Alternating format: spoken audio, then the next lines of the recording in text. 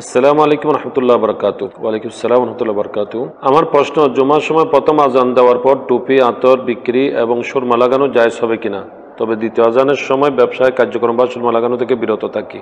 জুমার ব্যাপারে আল্লাহ তাআলা কোরআনে পাকে সূরা জুমার মধ্যে ইরশাদ করেছেন, ইজা নুদিয়া লিস-সালাতি মিন ইয়াউমিল জুমআতি ফাসআউ ইলা যিকরিল্লাহি ওয়া যারুল বাই'। যে জুমার দিন যখনই নামাজের জন্য আহ্বান করা হবে অর্থাৎ আজান দেওয়া হয়, আল্লাহ তাআলা ইমানদারদেরকে নির্দেশ দিয়েছেন তারা যেন নামাজের জন্য ছুটে আসে এবং ব্যবসা বাণিজ্য যেন পরিহার করে, ত্যাগ করে। তো সেখান থেকে আইমায়ে কেরাম মাসলা ইস্তেমবাদ করেছেন।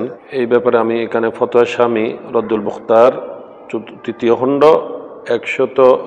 খণ্ড 38 পৃষ্ঠা থেকে বলছি। ওখানে আসছে ওয়াজাবা সায়ু ইলাইহা ওয়া তারকুল বাই, যে জুমার দিন আজান হলেই জুমার জন্য ছুটে যাওয়া, দ্রুত বেগে যাওয়া, এটা ওয়াজিব হয়ে যায় এবং ব্যবসা বাণিজ্য পরিহার করাও ওয়াজিব হয়ে যায়। ওলো মাস সাই, যদিও চলার সাথে হয়।